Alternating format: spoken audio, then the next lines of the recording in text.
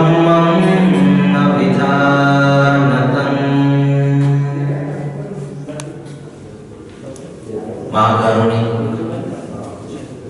तथागत सुगत आनंद सम्यक संबुद्ध, इनको त्रिवार वंदन करता हूँ। देवानाम प्रियदर्शी महान चक्रवर्ती सम्राट अशोक के किए हुए सभी धार्मिक कार्यों के प्रति सादर कृतज्ञता ज्ञापित करता हूँ, जिनकी वजह से हमें बुद्ध धम्म संघ जैसे श्रेष्ठ रत्न मिले। ऐसे महामानव बोधिसत्व परम पूज्य डॉक्टर भीमराव अम्बेडकर, इनके किए गए सभी अतुल्य कार्यों के प्रति सादर कृतज्ञता ज्ञापित करता हूँ। इस समस्त समाज को जगाने के लिए, चेताने के लिए जिन जिन महापुरुषों ने, संतों ने, गुरुओं ने अपना योगदान दिया, उन सभी संतों, गुरुओं और महापुरुषों के प्रति अपनी सादर कृतज्ञता ज्ञापित करता हूँ। और इस संथागार बिहार में उपस्थित आप सभी श्रद्धा बुद्धि संपन्न उपासक उपासिका, बुद्ध कहते हैं दिघा जागर दो रत्ती। कोई व्यक्ति अगर रात में जगता है तो उस व्यक्ति के लिए रात्र बड़ी दीर्घ महसूस होती है, बड़ी लंबी महसूस होती है। दिघं संतस्य योजनम, यात्रा में कोई यात्री अगर चल रहा है तो वो यात्रा उसे बड़ी दीर्घ लगती है, बड़ी लंबी लगती है।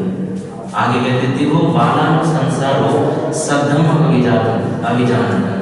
लेकिन जो व्यक्ति बुद्ध के धर्मों को समझ नहीं पाता, उस व्यक्ति की जीवन यात्रा बड़ी दीर्घ होती है, बड़ी लंबी होती है। तो आप सुबह बिहार में आए, बिहार में आकर आपने पंचशील ग्रहण किया, पूजा वंदना की, तो आपने सुबह का ये कुशल कर्म किया, पुण्य कर्म किया। तो बुद्ध पुण्य की परिभाषा बताते हैं कि पुण्य किसे कहते हैं। तो बुद्ध कहते हैं चित्तम पुनाति पुण्यम,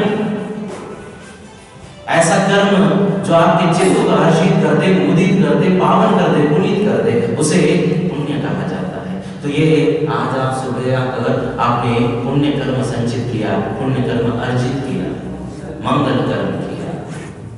सारे लोग कहते हैं अपने जीवन का मंगल करना चाहिए, मंगल करना चाहिए। कि मंगल क्या है? बुद्ध इसकी भी परिभाषा करते हैं। महामंगल सूत्र की अगर आप पाली भाषा की टीकाएं और अनुटीकाएं पढ़ेंगे तो ये मंगल एक शब्द नहीं, ये दो शब्द है। मंगल किसे कहते हैं? बुद्ध इसकी परिभाषा करते हैं। तो मंगल एक शब्द नहीं, ये दो शब्द है, मंग और गलम। मंग का अर्थ ये है कि ग्रेटर कुशला, एक बहुत बड़ा पुण्य कर्म, उसे मंग कहा जाता है। और गलम का अर्थ है कि अपने जीवन में ऐसे कर्म होने न देना जो तुम्हें प्रेत की तरफ ले जाते हो, असुर की तरफ ले जाते हो, तिरछान की तरफ ले जाते हो, अपाय की तरफ ले जाते हो। ये सारी दुर्गतियां हैं, उन सारी दुर्गतियों से बचाने का मार्ग जिसे बुद्ध गलम कहते हैं, अर्थात बुद्ध इसे ही मंगल कहते हैं। तो ये जो मंगल है, ये आंखों से देख के मंगल होता है क्या? कानों से सुन के मंगल होता है क्या? आंखों से देख के, कानों से सुन के मंगल नहीं होता। इस धम्म हॉल से बाहर जाने के लिए केवल एक द्वार,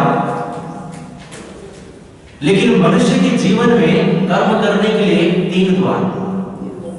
काया वाचा मन से कर्म करता है। इस धम्म हॉल से आप बाहर जाएंगे एक द्वार से। मनुष्य अपने जीवन में कर्म करता है तीन द्वारों से, काया वाचा मन से। अब कर्म अच्छे हो, कुशल कर्म हो, तो जीवन भी बड़ा सुखकर हो जाता है।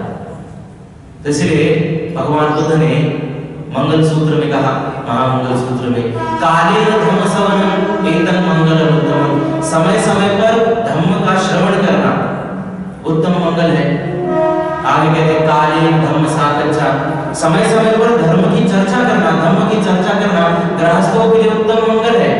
आगे उसी महामंगल सूत्र में कहते समनानंद सदस्सनम एतत् मंगलम उत्तमम। श्रवणों का मात्र दर्शन करने से गृहस्थ जीवन का मंगल है। तो बुद्ध इस धम्म श्रवण के अनुत्तर लाभ बताते हैं। जो कोई उपासक, जो कोई उपासिका एकाग्रचित्त होकर धम्म श्रवण करते हैं तो बुद्ध उसके 5 अनुत्तर लाभ बताते हैं। अंगुत्तर निकाय के एक सूत्र में बुद्ध 5 लाभ बताते हैं। जब कोई उपासक, जब कोई उपासिका एकाग्रचित्त होकर धम्म श्रवण करते हैं तो बुद्ध धम्म श्रवण का पहला लाभ बताते हैं। पहला लाभ बताते हैं असूतम सुनाति, अर्थात धम्म की जो बात पहले कभी श्रवण करने का अवसर नहीं मिला या धम्म की ऐसी बात जो कभी कानों पर पड़ी नहीं, वो बात सुनने का अवसर मिल जाता है। अर्थात जो बात हमारे कानों पर आई नहीं धम्म की, तो बुद्ध कहते हैं असूतम सुनाति, जो बात आपने पहले कभी सुनी नहीं वो बात श्रवण करने का अवसर मिलता है। ये धम्म श्रवण करने का पहला लाभ। बुद्ध धम्म श्रवण करने का दूसरा लाभ बताते सूतम परियोदपेति, जब कोई उपासक, जब कोई उपासिका बार बार धम्म श्रवण करते हैं, बार बार धम्म श्रवण करते हैं तो बुद्ध कहते हैं सूतम परियोदपेति, ऐसा उपासक धम्म की बातों को कंठस्थ करने लगता है, धम्म की बातों को भली भांति याद कर लेता है, धम्म की बातों को भली भांति सीख लेता है। तो बुद्ध बताते हैं ये दूसरा धम्म श्रवण का लाभ सूतम परियोदपेति। बुद्ध धम्म श्रवण का तीसरा लाभ बताते कंखंग वितरति,